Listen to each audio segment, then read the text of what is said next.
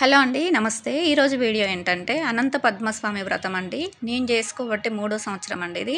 మూడో సంవత్సరము ఎలాంటి విఘ్నాలు లేకుండా కంప్లీట్ అయిపోయింది. ఈ వ్రతం మార్నింగ్ మాత్రమే చేసుకోవాలి. 12 లోపు చేసుకోవాలి. ఇప్పుడు టైం వచ్చేసి 6:30 అవుతుంది. 6:30కే ఎంత ఎండొస్తుంది చూసిర్రు కదా! ఇది 5th ఫ్లోర్ అయ్యేసరికి బాగా ఎండొస్తదండి 6 వరకి. సో, పొద్దున్నే ఇల్లన్నీ శుభ్రం చేసుకొని ఈ వ్రతం అయితే స్టార్ట్ చేయాలి. 12 లోపు ఎప్పుడైనా చేసుకోవచ్చు. కాకపోతే సాయంత్రం చేయడానికి కుదరదు ఈ వ్రతము. మనకి భాద్రపద మాసం బహుళ చతుర్దశి రోజు వస్తుంది ఈ వ్రతము. అంటే వినాయక చవితి నిమజ్జనానికి అటు ఇటు 2 డేస్ ముందు వస్తుంది. సో, అట్లా గుర్తుపెట్టుకోవచ్చు ప్రతి ఇయరు. ఈ వ్రతం వచ్చేసి 14 సంవత్సరాలు చేయాలండి. 14 తోటి ముడిపడి ఉంటుంది. ప్లస్ మళ్ళీ ఎరుపు రంగుతోటి ముడిపడి ఉంటుంది. ఎర్రటి దారంతోటి ఇట్లా 14 ముడులతోటి రెడీ చేసుకోవాలి తోరం కట్టుకోవడానికి. నెక్స్ట్ 14 సంవత్సరాలు చేసుకోవాలండి. సో, అన్ని పండగల్లాగా ఇది కూడా చేసుకోవచ్చు. 14 సంవత్సరాలు అనగానే భయపడనవసరం అవసరం లేదు. నెక్స్ట్ గోధుమ పిండితోటి ఏదైనా ప్రసాదం రెడీ చేసి పెట్టుకోవాలి. అంత ఈజీగా సింపుల్గా చేసుకోవచ్చండి. ఈ తోరం మళ్ళీ మనము కట్టుకొని రోజు కట్టుకొని పూజ అయిన తర్వాత మళ్ళీ నెక్స్ట్ డే జాగ్రత్తగా దాచిపెట్టుకోవాలి. దర్పలతోటి మనకి శేషతల్పం రెడీ చేసుకోవాలండి. సర్పం ఉంటుంది కదా, దర్పలతోటి రెడీ చేసుకొని ఆ సర్పము ఈ రెడ్ దారము జాగ్రత్తగా 14 ఇయర్స్ దాచిపెట్టుకొని పెట్టుకోవాలి. మనము లాస్ట్ 14 ఇయర్స్కి ఉద్యాపన ఎట్లా ఉంటుందంటే 14 కుండల్ని దానం ఇస్తే మనకి వ్రతం కంప్లీట్ అయినట్టు, ఉద్యాపన చెప్పేసినట్టు 14 సంవత్సరాలకి. సో, చాలా ఈజీగా చేసుకోవచ్చు. వరలక్ష్మి వ్రతము ఇవన్నీ ఎట్లా చేసుకుంటున్నామో పండుగలు, ఇది కూడా అంతే. ఈ వ్రత కథలు చదువుకుంటే సరిపోతుంది. ఓన్లీ 2 కథలే ఉంటాయి. ఒకటి శ్రీకృష్ణుడు పాండవులకి చెప్పిన కథ, నెక్స్ట్ ఈ వ్రతం ఎట్లా స్టార్ట్ అయిందో అదొకటి, సుశీల గారి కథ ఒకటి ఉంటుంది. ఇప్పుడు నేను తోరం కట్టుకున్న తర్వాతకి నెక్స్ట్ దర్పలు రెడీ చేసుకుంటున్నానండి. 5 కానీ 7 కానీ 11 కానీ ఇట్లా తీసుకొని దర్పలు సర్పమాకారంలో చేసుకోవాలి. పడగ వచ్చినట్టు కింద శేషతల్పం నిలబడేటట్టు చూసుకోవాలి. మనకి మెయిన్ ఈ రెండే, మనకి తోరం ఒకటి, ఇదొకటి సర్పం ఒకటి, ఈ 2 చేసుకొని యమున నదికి కృష్ణమ్మకి ఒకటి చిన్న కలశం రెడీ చేసుకోవాలి. నీళ్లు పోసుకొని మనం వరలక్ష్మి వ్రతానికి ఎట్లా వేసుకుంటామో 5 సుగంధ ద్రవ్యాలు వేసుకొని వ్రతం చేసుకోవడమే. నేను చేసుకోబట్టి 3 ఇయర్స్ అండి, ఇప్పుడు 3rd ఇయరు. సో, ఇది ఎంత పెద్ద కష్టాల నుంచి అయినా బయటపడుతుంది. ఎప్పుడు ఆ శ్రీమన్నారాయణుడు తోడుంటాడు. సో, భక్తితో చేసుకుంటే అన్నిటి మీద నమ్మకం అనేది వస్తుంది. ఇంకా ఈజీగా దర్పలు సర్పం చేయరాకపోతే దర్పల్ని నానబెట్టేస్తే ఈజీగా వస్తుంది. 2 మినిట్స్ వాటర్లో కలిపేస్తే ఈజీగా వంచడానికి వస్తుంది. ఇక్కడ నేను గోధుమ పిండితోటి బెల్లం అప్పాలు చేసిన. ఇంకా ప్రసాదము, తోరము, సర్పము అన్నీ రెడీ చేసుకొని మళ్ళీ లేవకుండా కూర్చొని పూజ చేసుకోవడమే. ఇక్కడ అనంత పద్మస్వామి ఒక ఫోటో ఒకటి తీసుకోవాలండి. లేదంటే ప్రింట్అవుట్ తీసుకున్నా సరిపోతుంది, లేదంటే ప్రతిమ ఉన్నా సరిపోతుంది, విగ్రహం లాంటిది. మీ దగ్గర ఏది అవైలబుల్ ఉంటే అది, విష్ణుమూర్తి ఫోటో అయినా ఏం కాదు. ఇక్కడ స్వామివారిని అలంకరించుకొని, నా దగ్గర వచ్చేసి సత్యనారాయణ స్వామి విగ్రహం ఉంది. ఆ విగ్రహానికి పంచామృతాలతోటి అభిషేకం చేసుకొని పూజ అయితే స్టార్ట్ చేసినాం. మనకి పూజ ఎట్లా చేసుకోవాలో మస్తు డెమో వీడియోలు ఉంటాయండి యూట్యూబ్లో కానీ, మనకి గూగుల్లో కానీ. డెమో వీడియోస్ కొడితే ఈజీగా వస్తుంది. అది పెట్టుకొని అయినా చేసుకోవచ్చు. లేదంటే అంగ పూజ ఒకటి, అష్టోత్తరం ఒకటి, స్టోరీ ఒకటి చదువుకున్నా కానీ వ్రతం చేసినంత ఫలితం వస్తుంది. నేను ఈ వ్రతం వరకే ఈ ఫోటో ఇట్లా పెట్టుకుంటానండి. ఈ రోజు వరకు పెట్టుకొని మళ్ళీ తీసి లోపల పెట్టేస్తాను. ఎందుకంటే నాకు ఎక్కువ ప్లేస్ లేదు కాబట్టి. పూజ అయ్యేంతవరకే ఈ ఫోటో ఉంచేసి మళ్ళీ నెక్స్ట్ డే లోపల పెట్టేస్తాను. ఎవరైనా ఇట్లా చేసుకోవచ్చు. ఎక్కువ ఫోటోలు పూజ గదిలో పెట్టి మెయింటైన్ చేయలేకపోతే ఇట్లా చేసుకొని పెట్టుకోండి.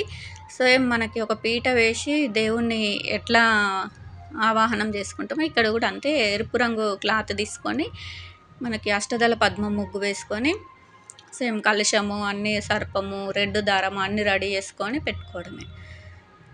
చాలా ఈజీగా చేసుకోవచ్చండి. చాలా మంచిగా ఉంటుంది. సో, 14 ఇయర్స్ అంటే మన పిల్లల చదువులు అన్నిట్లో స్వామి తోడు ఉంటాడు. ఒకసారి వీలున్న వాళ్ళు కూడా ట్రై చేయండి.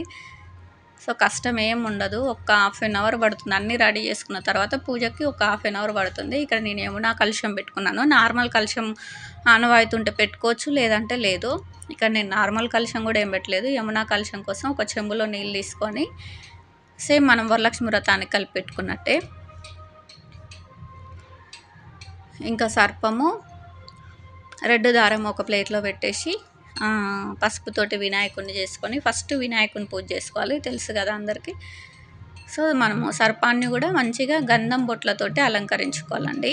జాగ్రత్తగా దాచిపెట్టుకోవాలి ఈ రెండు మాత్రము. దారము సర్పము ఒక డబ్బాలో వేసి పెట్టుకోండి ప్రతి ఇయర్ చేయగానే మర్చిపోకుండా.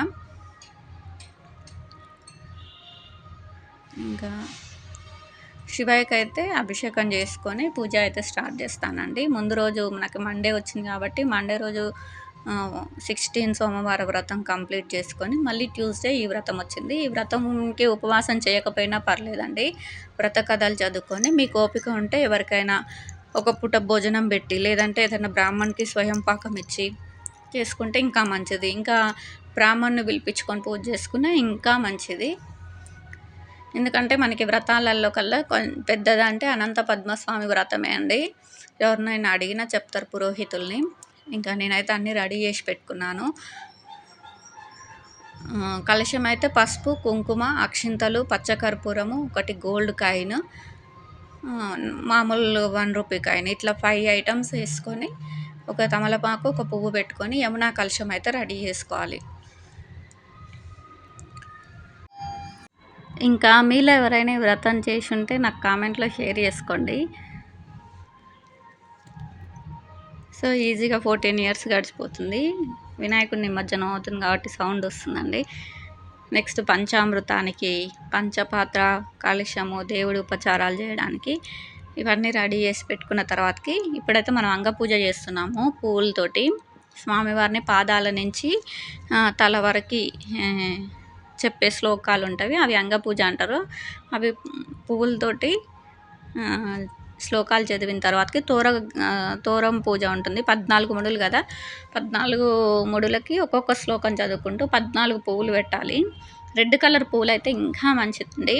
అంటే రెడ్ కలర్ ఎరుపు రంగుతోటి ముడిపడి ఉంటుంది వ్రతము. సో దొరికిన వాళ్ళు ఎరుపు రంగు పువ్వులతోటి కూడా చేసుకోవచ్చు. నెక్స్ట్ ఇక్కడ అంగపూజ అయిన తర్వాతకి ఇంకా తోరం పూజ చేసుకున్న తర్వాతకి నెక్స్ట్ పంచోపచారం పూజ చేయడమే. ధూపం, దీపం, నైవేద్యము ఇవన్నీ చేసుకుంటే పూజ కంప్లీట్ అయిపోతుంది. 1/2 అవర్లో కంప్లీట్ అవుతుంది. ఇప్పుడు నేను 14 పువ్వులతోటి 14 ముడులకి ఒక్కొక్క శ్లోకం చదువుకుంటూ ఈ వ్రతం ఇప్పుడైతే చేస్తున్నాను. నెక్స్ట్ అష్టోత్తరం ఉంటుందండి. అష్టోత్తరం కూడా చాలా ఇంపార్టెంట్. ఏ పూజకైనా అష్టోత్తరం చదువుకోండి. ఇలా ఆచమనంతో చేయరాకపోతే అష్టోత్తరం చదువుకొని కథలు చదువుకున్నా సరిపోతుంది.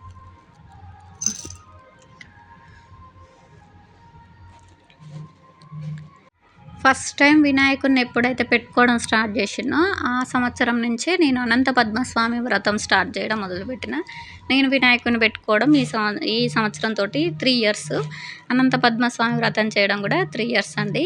సో ఇంకా తోరగ్రంథి పూజ అయిపోయింది. ఇంకా నైవేద్యం అన్నీ పెట్టేసిన తర్వాత వ్రతం అయితే కంప్లీట్ అవుతుంది.